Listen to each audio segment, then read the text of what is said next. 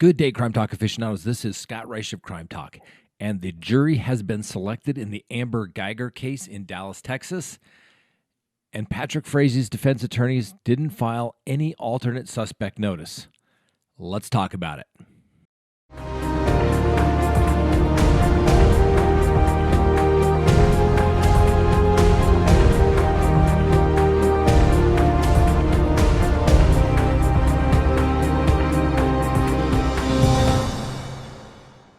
Good day, Crime Talk aficionados. This is Scott Reisch of Crime Talk, and thank you for tuning in for another episode of Crime Talk. We could not do this without you. We appreciate you. If you like the channel, please hit the subscribe button. If you like our video, hit the thumbs up, and please leave us a comment. Today on the docket, the Amber Guyger case in Dallas, Texas. A Dallas jury has been selected to hear the case of Amber Guyger. Amber Guyger is the former Dallas police officer who is accused of shooting Botham Jean when she went into his apartment by mistake, ultimately shooting him. Now, this case originally was charged as a manslaughter case, but when the elections were held in 2018 and the new district attorney came on, they resubmitted the case to the grand jury and first-degree murder charges were brought down against her. The trial is actually scheduled to commence on September 23rd, and the jury may, in fact, be sequestered.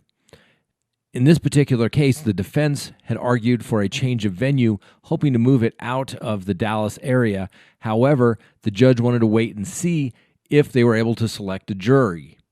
Some 400 plus potential jurors were brought in, and ultimately a jury was selected after a week of reviewing questionnaires and speaking to the jurors individually. One of the key pieces of evidence that the jury is going to have to consider in the Amber Guyger case is the 911 call that she placed immediately after Botham Jean was shot. Now, take a listen to this excerpt of the 911 call. Let me know whether you think this is in fact a woman who's made a terrible mistake, or is this the voice of a woman who has done something much more nefarious and trying to make excuses to get out of it? Let me know what you think.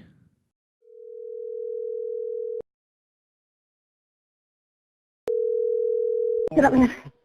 Dallas 911, this is Carla. Where's your emergency? Hi, this is off-duty officer. I need EMS. I'm in number. What's your address? Do you need police as well or just EMS? Yes, I need both. Okay, what's the address? I'm at apartment number 1478. I'm in 1478.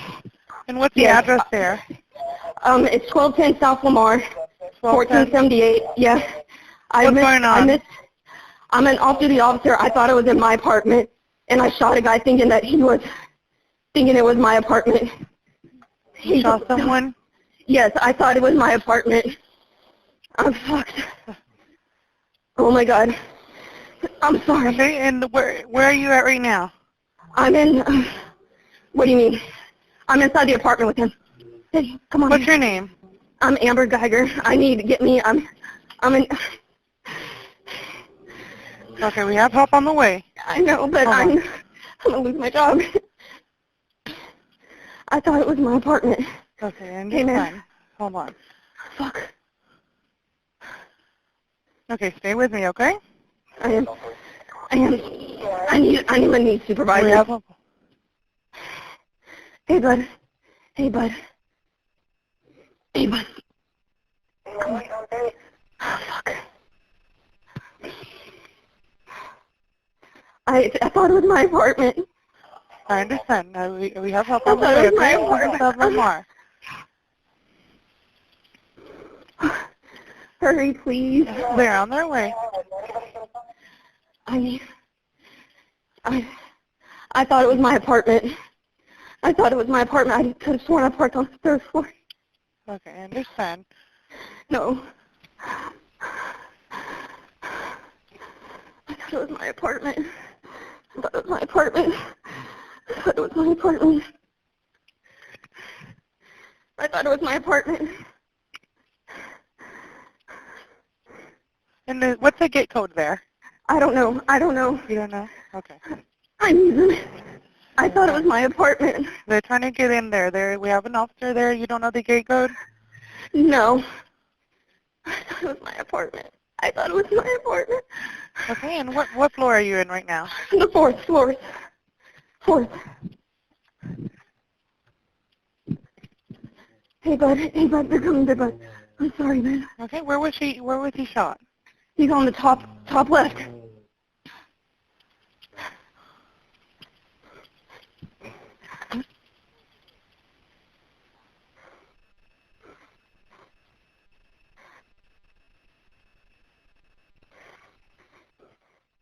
Okay, you're with Dallas PD, right?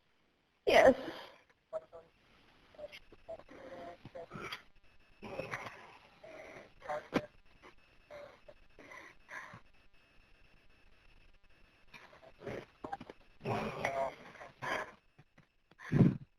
Oh my God, I'm done. I didn't mean to. I didn't mean to. I didn't mean to. I'm so sorry. Hey, bud. They're trying to get there to you, okay? I know. Stay with me, bud.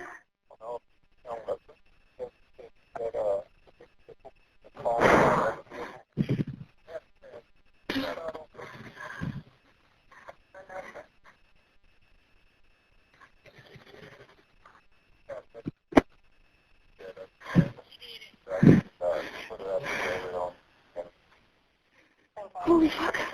Okay, they're almost there. They're already there. They're trying to get to you. Holy fuck. I thought it was my apartment. I thought it was my apartment. Holy fuck. I thought it was my apartment. Oh my God.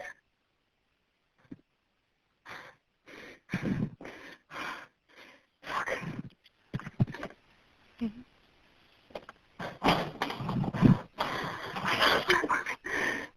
I'm so sorry. I'm so sorry. Fuck.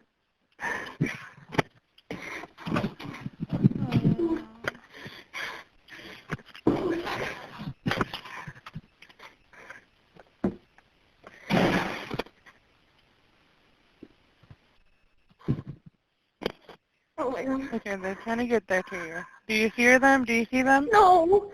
No.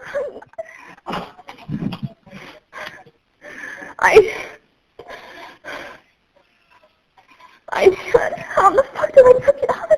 How did I do this for? I'm just tired. Hurry. Over here. Okay, go ahead and talk to them. No, it's me. I'm off duty. I thought they were in my apartment. I thought this was my floor. Of the initial wave of jurors, when asked how many had not heard a single thing about this case, some 10 potential jurors raised their hand. I've mentioned this previously when we talked about this case, that you would be surprised how many people simply do not listen or watch the news in any way.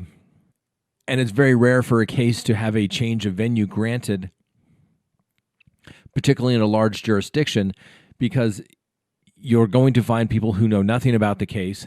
Second, it doesn't matter whether people have knowledge of the case. It's whether that they can be fair and impartial jurors. That's the key.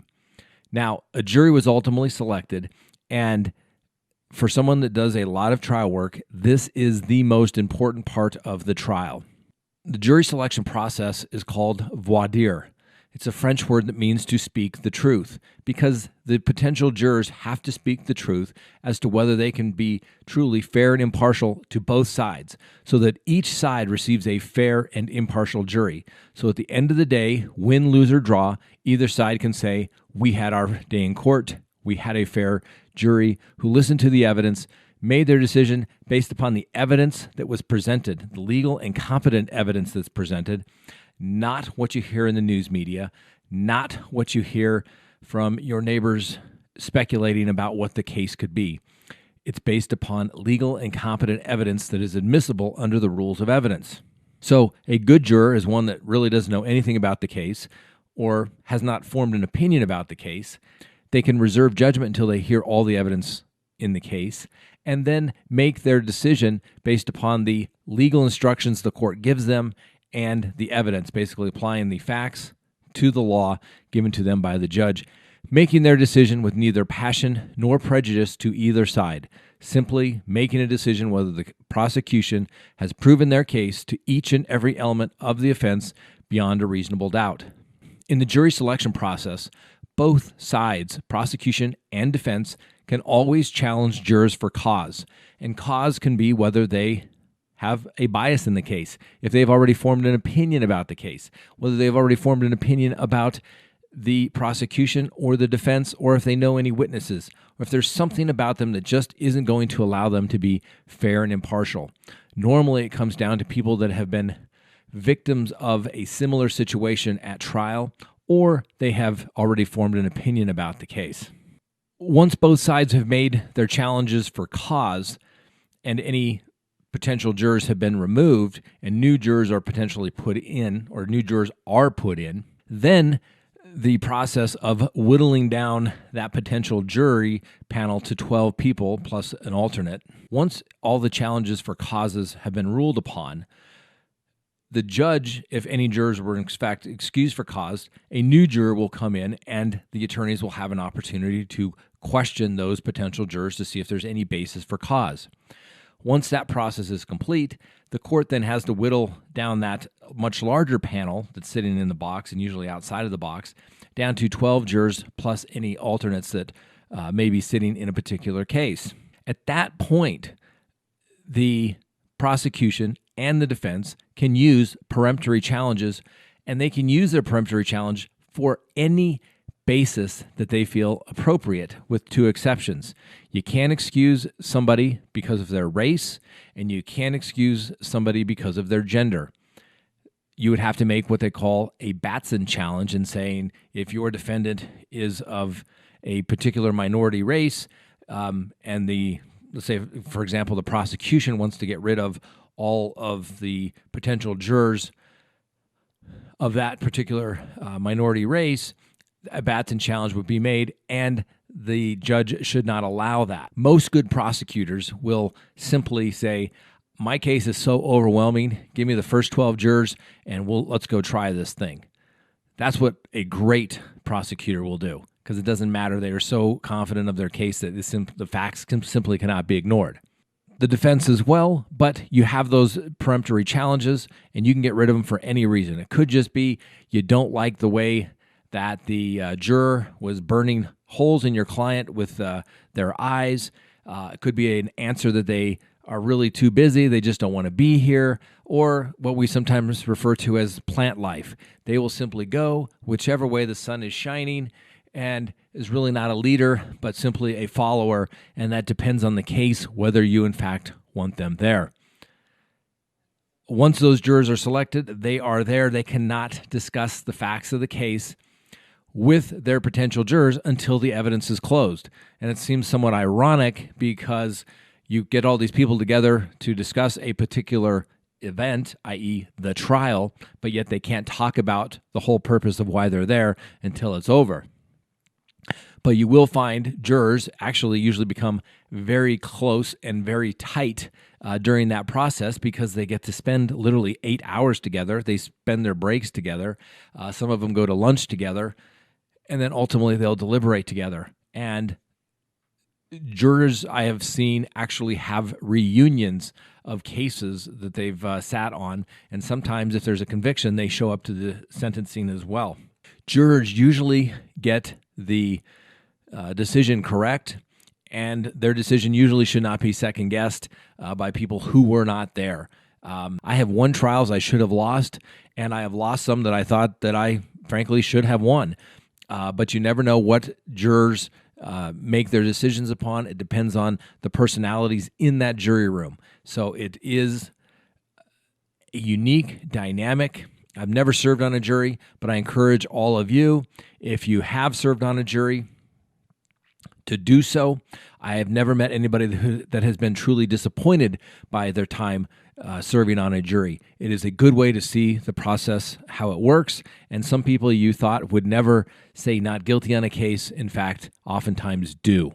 And as an attorney, I am not precluded from serving on a jury. I have never been selected. I've only been called once, and I never made it actually up to the courtroom to begin jury selection.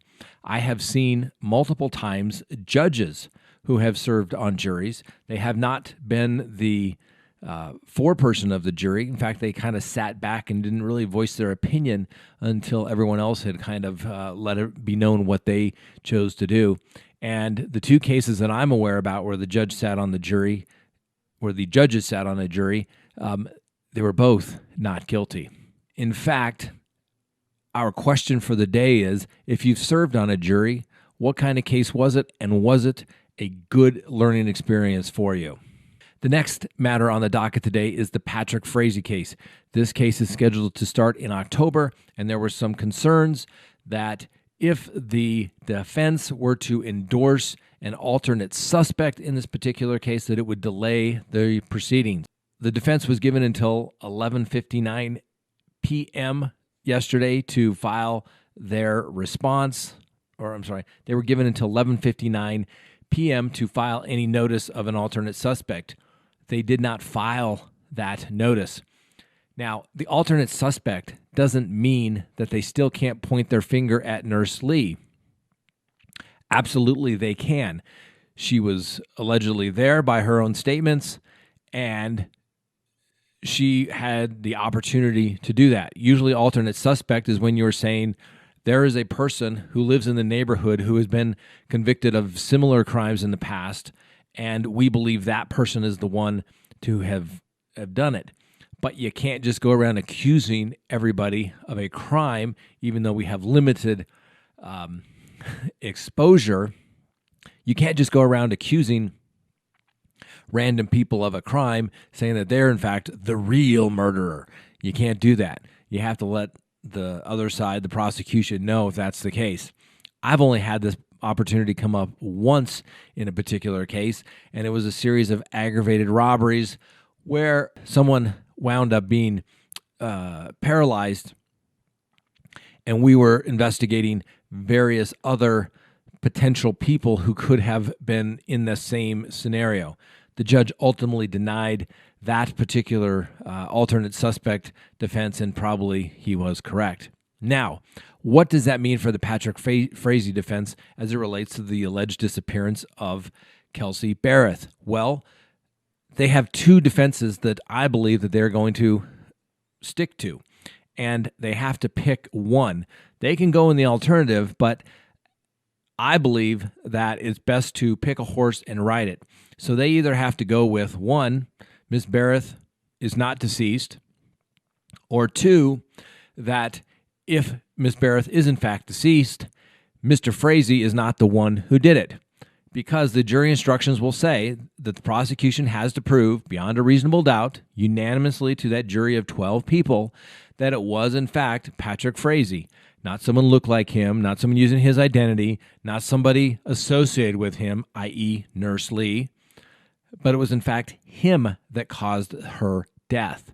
So the defense can still point their finger at Nurse Lee in this particular situation without raising the alternate suspect defense. We'll see what they're going to do in the next couple of weeks. We're still waiting to see if there's any new information regarding the alleged fragments of human bone and or teeth that were found out at the Frazee property. But as of now, that information has not been released. Thinking was that if it was in fact good for the prosecution, we would already know about it. It's kind of funny how those leaks just happen to come about when there's some good information for the prosecution. Thank you for tuning in today. We appreciate all you do.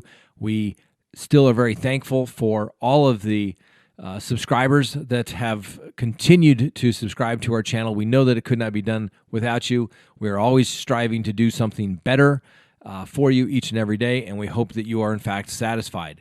Please hit that subscribe button, hit that little bell so you receive notifications of future content coming out or when we go live. You can check us out on Patreon, which is Crime Talk, hosted by Scott Reisch. And you can also follow us on Facebook, Instagram, Twitter, and all the links are below. Have a great day.